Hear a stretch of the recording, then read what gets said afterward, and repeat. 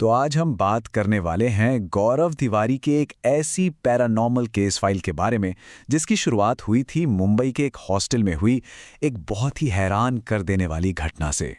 अखबार की ये हेडलाइन ही इस कहानी का शुरुआती पन्ना है। एक ऐसी घटना जिसने इंडिया के सबसे फेमस पैरानॉर्मल इन्वेस्टिगेटर गौरव तिवारी का ध्यान फौरन अपनी तरफ खींच लिया। तो जैसे ही गौरव उस अजीब से हॉकिंस हॉस्टल पहुंचे, उनकी मुलाकात हुई वहां के घबराए हुए वार्डन गणपत काका से। उन्होंने आते ही गौरव को एक खास कमरे के काले अतीत के बारे में चेतावनी दी। वार्डन ने बताया कि पिछली घटना के बाद एक तांत्रिक ने उस दरवाजे को एक अभिमंत्रित लाल धागे से सील कर दिया था और साथ में यह भी कहा था कि जो कोई भी इस धागे को तोड़ेगा वो जिंदा नहीं बचेगा। पर इन सब बातों से बेफिक्र गौरव उस कमरे के अंदर दाखिल हुए। अंदर का माहौल काफी अजीब था। सड़न और सीलन की एक अजीब सी महक, फर्नीचर टूटा हुआ, किताबें फटी हुईं और कोने में रखा एक पौधा। उन्होंने एक एक चीज को ध्यान से देखना और अपनी जांच शुरू की। गौरव ने अपने इक्विपमेंट निकाले और पूछा, क्या यहां कोई है जो मुझसे बात करना चाहता है? और जैसे ही उन्होंने धूल से भरे शीशे को साफ किया ना, अचानक कमरे की लाइटें टिमटिमाने लगी। उन्हें शीशे के अंदर एक परछाई सी दिखी, पर इससे पहले कि वो कुछ और समझ पाते, पुलिस आ गई और उन्हें जांच बीच में ही रोकनी पड़ी। लेकिन गौरव कहाँ मानने वाले थे। सच का पता लगाने के लिए वो सीधा अस्पताल पहुंचे, उस छात्र से मिलने जो इस हमले का शिकार हुआ था, जिसका नाम था ईशान। ईशान उस रात को याद करके आज भी कांप उठता है।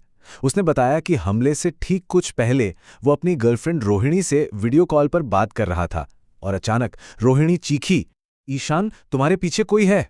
जब गौरव ने घटना से पहले के दिनों के बारे में पूछा तो एक बहुत जरूरी बात सामने आई। 2 दिन पहले ईशान ट्रेकिंग पर गया था और वहां उसे एक बहुत ही अनोखा और खूबसूरत सा पौधा दिखा था, जिसे वो जड़ से उखाड़कर अपने साथ हॉस्टल ले आया था। और बस कहानी में यहीं एक बड़ा मोड़ आया।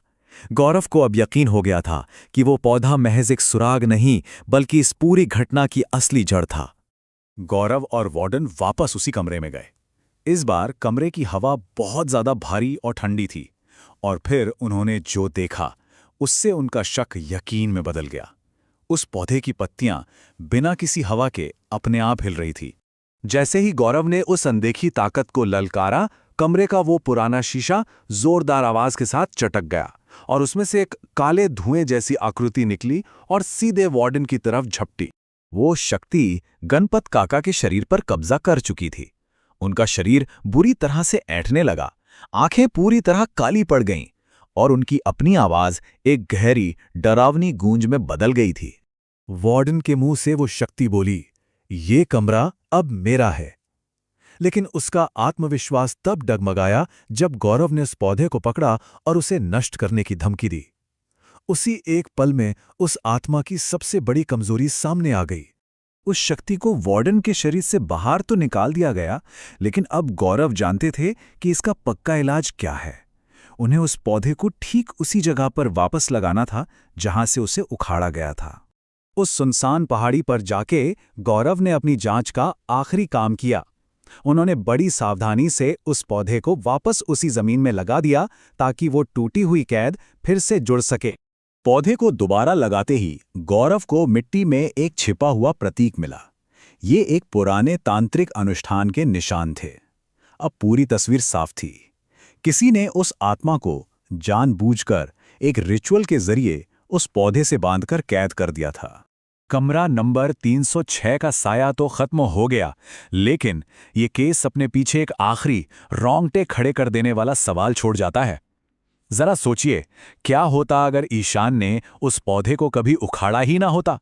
और न जाने हमारे आसपास ऐसी कितनी अनदेखी ताकतें हैं जो चीजों से बंधी हुई हैं।